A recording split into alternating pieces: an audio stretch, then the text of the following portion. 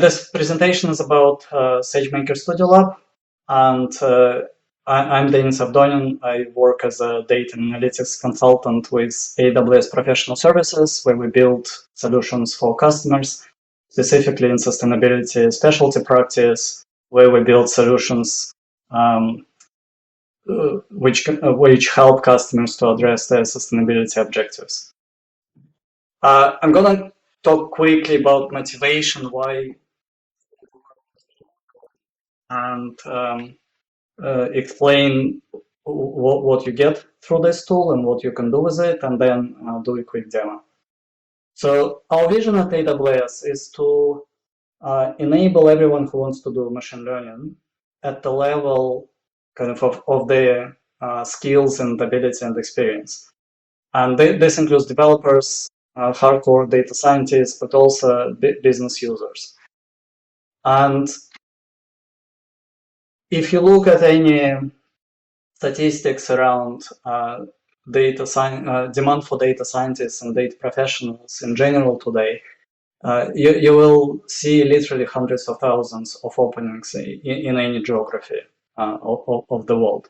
So for those among you seasoned data scientists, there's a great choice of work. For those of you who are just starting in this field, this is a very hot area to be. Not only it is interesting, but it's also in high demand, so you have a great choice of projects to work on.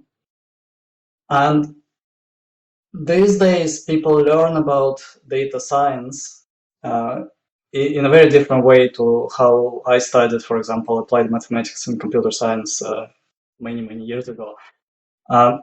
Today, there is abundance of online resources with different courses, large communities of people who collaborate and work on topics together and learn from each other through that. And there are great tools available as open source and for free as well. So the barrier of entry is extremely low.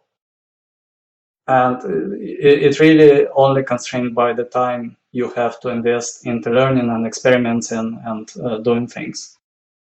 And one of the aspects of learning and experimenting is that you need tools for that. And Jupyter Lab is one of such tools. It's an open source project. AWS is an active contributor in this tool.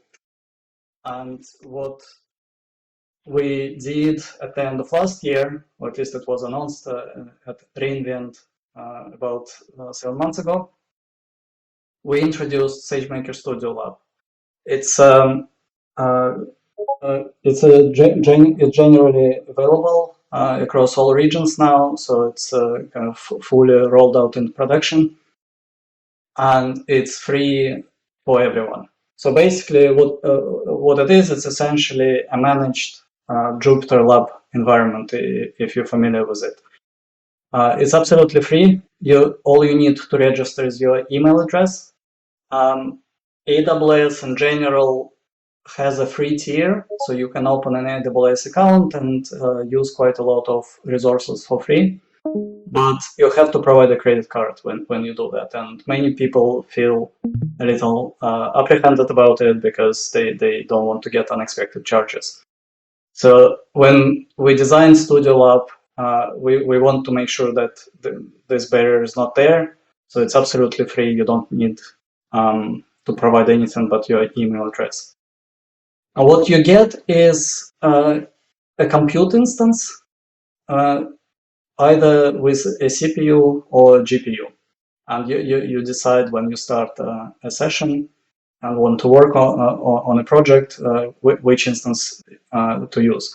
And you can also switch between them if you need to. For example, if you're doing data exploration, you probably don't need very powerful compute capabilities, so you can use a CPU instance. And then if later you need to train a deep learning model, then you may switch to a GPU instance and use that for training. Both of them are reasonably sized machines. So they both come with 4-core CPUs and with 16 gigabytes of memory.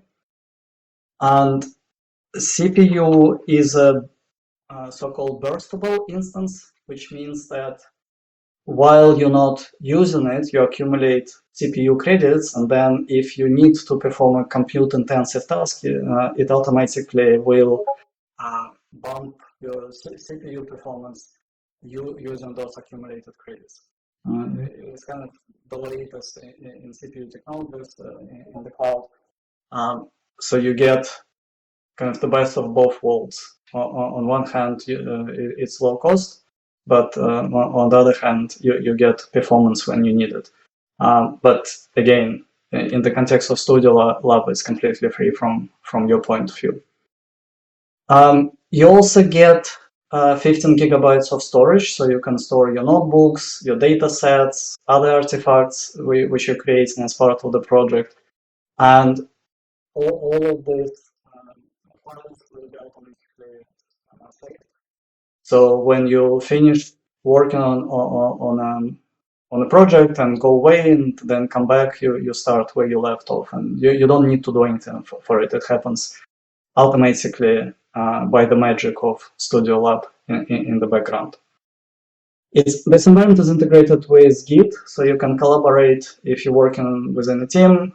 Each of you can start its own Studio Lab and work on the same repository in Git. And it's also integrated with GitHub, so you can collaborate there and also interact with the rest of the community. And you get terminal access in case you want to do something directly on the machine rather than through the notebook. How does it compare to other options? Very often when people start learning and experimenting with machine learning, they use their own laptops or desktops. And while this is convenient because you always have it with you and you don't even need the internet connection, the disadvantage is that you need to manage it yourself. You have to configure the environment, you have to install all software on it and make sure that it all works together, and it gets complicated very quickly. So you have to learn quite a lot before you can start actually working with data and machine learning. Very often, you may not have a very powerful machine. You may have only 4 gigabytes of memory or 8 gigabytes of memory available, and that limits to what you can do in terms of data. And then once you develop it, and if you're working towards kind of a production-ready application, then it becomes a difficult task to migrate it.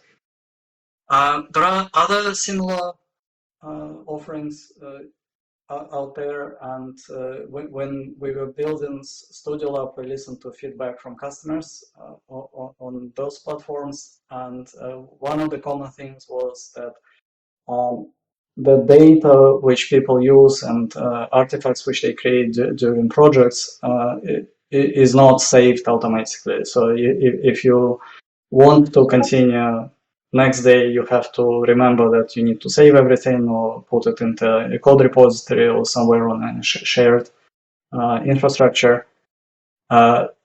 We took away this hurdle because Studio Lab does this work for you, and you don't need to think and remember about that. So that's one of big advantages here as well. So again, how does it work? First of all, you need to register. So you go to studiolab.sagemaker.aws, and you will get an account using your email address. I'll show in a minute kind of in more detail how you do this. And then once you register, you log in, and you can start a compute session with up to 12 hours CPU or up to 4 hours GPU. And the reason we limit it is that we want to make sure that people don't hog those resources, and it can be reused across the different users. If you're working for 12 hours straight and you want to continue like you may want to do in the next 2 days, then you just start another session immediately. So the number of sessions is not limited. You just can't run more than one at a time. And the same with GPU. If you run training and or if you're kind of exploring and experimenting and you run out of your 4 hours allocated for the session, you just start a new one and continue. If you run a training job which goes beyond these limits, Studio Lab is not going to stop it. It will let it finish, and then when you start a new session, you will see your training results there. So even if you go beyond these hours, your UI session will end, but if you run anything in the background in terms of training, it will continue. So you can edit notebooks there. You can access Git and GitHub, as I mentioned earlier, and then snapshots are taken automatically, so you don't need to worry about saving your work. And then if you're working towards a production ready, there is a kind of defined path how you can take this work done in Studio Lab and move into kind of full-fledged SageMaker environment to continue with it. Okay, so first of all, how do you register? Again, you go to studiolab.sagemaker.aws. You will see a screen like this, and on the top right corner, there will be a request account button. Which will enter your email address, you can enter your name, select content, but you don't have to populate as your email address. And you submit request. Normally, you wait after that to get your request approved. But for the purpose of Hackathon, everyone who registered up until about 6 p.m. yesterday have been pre-approved. So you should get a response email more or less immediately or within a few minutes. Then once you register and log in into this environment, you will see a screen like here on the right-hand side. And here at the top, you see status of your session. Initially, it will have status idle, and you need to click a button to start your session. You select whether you want to use a CPU or GPU instance. For most work we should do, CPU is more than sufficient. GPU is only needed if you're training some deep learning models or very compute-intensive applications. So for the purpose of Hackathon, I would advise you to use CPU unless you really need to use GPU. And then you click Open Project and you go into the environment. Also on this page, you will see there are some resources which you can explore. There is, for example, linked to AWS Machine Learning University, where you can learn about machine learning and different use cases with sample notebooks. There is also machine learning blog, great source of information, very practical advice on how to do different things on AWS. So I recommend for you to explore that as well. AWS, since a couple of years, is collaborating with Hugging Face. It's actually integrated into AWS toolset now, so there's some resources about that. So look around, see there's a lot of useful information there which can help you get started or learn something new. So then, once you log in, you will see Jupyter Lab environment, and for those of you who have already seen it, it should look familiar. If you haven't used it, I'm going to show it in a minute and explain what is where. Okay, so let's move into demo and then come back to the slides for a quick wrap up.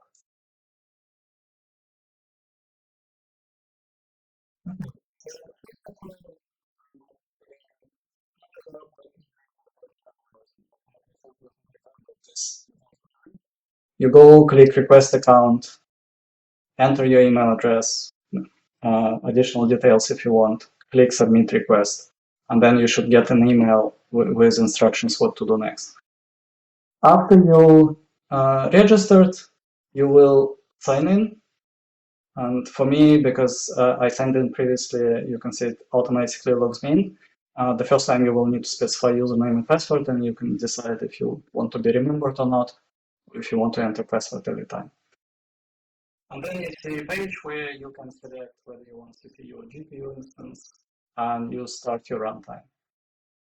And at this point, you are assigned a compute instance, so it takes a little bit. While we're waiting, again, you can see there are resources which I just shown you on the last slide. You can use GitHub and Stack Overflow to ask questions. There are special tags for SageMaker Studio Lab, which you can tag your questions with, and people will respond to that. Okay, so you see I have been assigned the compute instance now, and I click Open Project, which brings me into Studio Lab environment.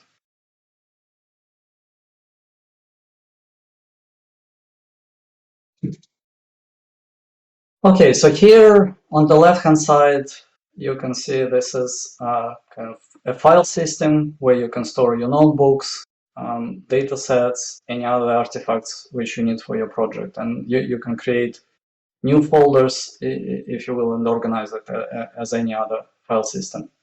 On the right-hand side, you will see Launcher. Here you can open a new notebook or console or terminal, depending on what you want to do, but most of the time you will start a new notebook when you start a new project. By default, Studio Lab comes with very few Python packages pre-installed, and the default kernel or the default environment which you will use is more or less empty. So when you start a project, you will need to install your own packages, which you require for your project. If you're gonna work on it for a while, and especially if you're gonna share it with other people and collaborate, it's advisable to create an environment file which describes what packages you need, so it can be created automatically. So for example, you can see that I have default Python environment and also 3D Python environment, which was created based on one of the examples provided by Studio Lab team. And I'll forward to you in a few minutes. So if you want to connect with Git, so for example, if you already have a repository which you want to bring into this environment, you can either click Git clone here and provide URL to your Git repository, or you can go to left-hand side, again, Git, clone repository, and it brings you to the same place.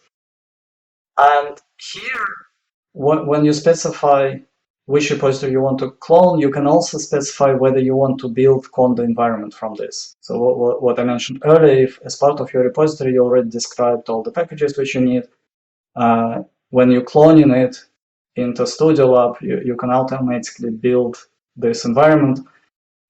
So all these packages are available for you. So let's take a look at a couple of notebooks. First of all, I want to demonstrate how to access a data set in S3. So we have a lot of data hosted on S3 by different organizations, and I'm going to talk tomorrow in my presentation about Amazon Sustainability Initiative, data initiative, where there are really large data sets of, for example, satellite imagery or weather data and things of that nature, which otherwise would be very difficult to access, but we work with organizations to make them publicly available, and they absolutely they can be accessed by anyone quite easily, absolutely free. So in this notebook, I'll show you how to read data directly from S3. And as I mentioned, first of all, you need to install required packages. So specifically for access to S3, you need to install Boto3, FSSpec, and S3FS. And this is what I did here. You can see all these packages being installed, including dependencies. And then I also installed Pandas, which is a package for working with data. So if you've done any work already, you should be familiar with it. And the data set which I'm using here is one of data sets on open data repository or registry. It contains information about legal entities by organization called GLAIF. It's a Global Legal Entity Identifier Foundation.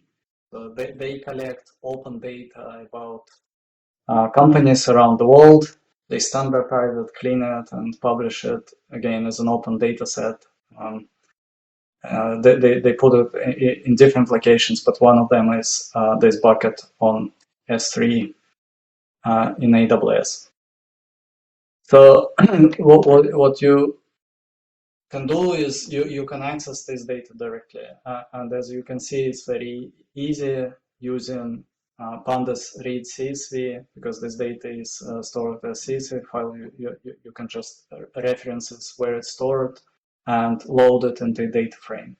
And then you can start working with this data frame in the notebook environment. One comment I would like to make is that every data provider organizes data in a different way. So they may have different directory structure, and you may want to explore it. If you access data on registry of open data on AWS, you will have a command which you can use to kind of release directory on S3 and see what data is available there. And to do this, you open a terminal. So you start a new terminal. You paste the command, and you can see, okay, in this S3 bucket, there is a folder called data. So then you can go to data and see what's there.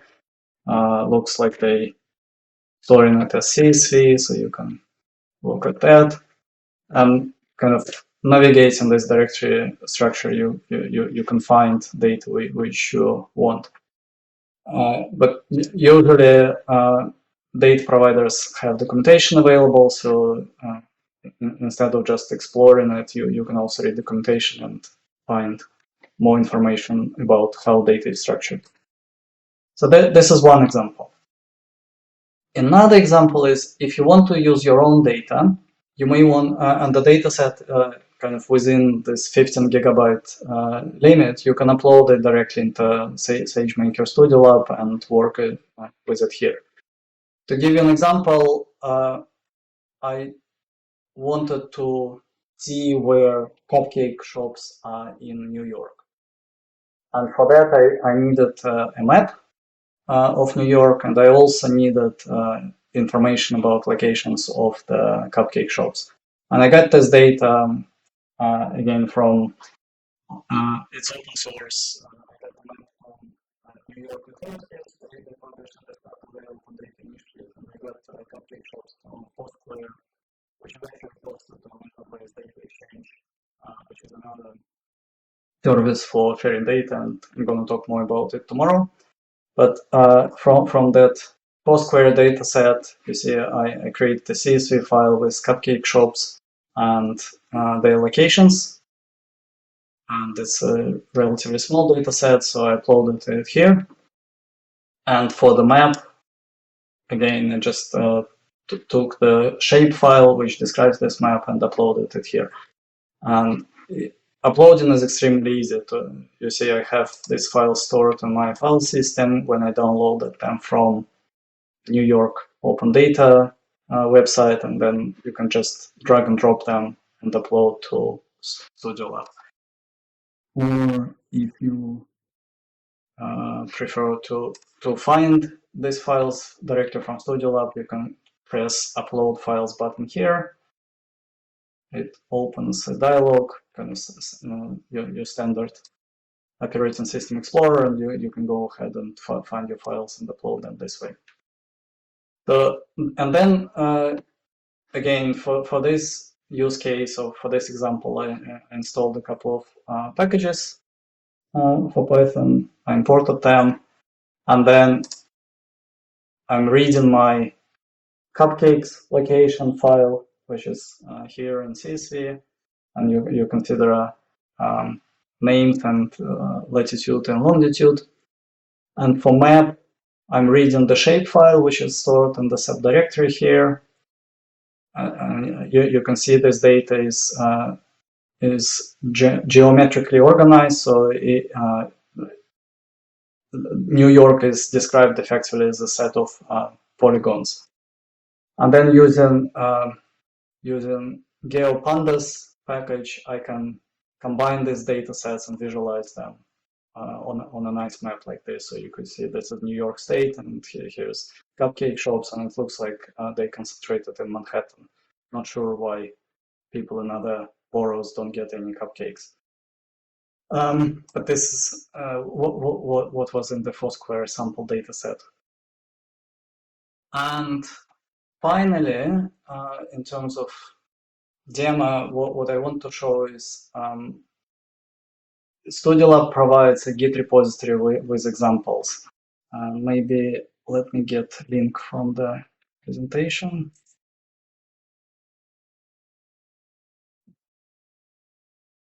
So if you go to GitHub/AWS/StudioLab examples, this is the repository. And the way to clone it is you go into code, you get URL for the repository, and then in your StudioLab environment, okay, let me close this.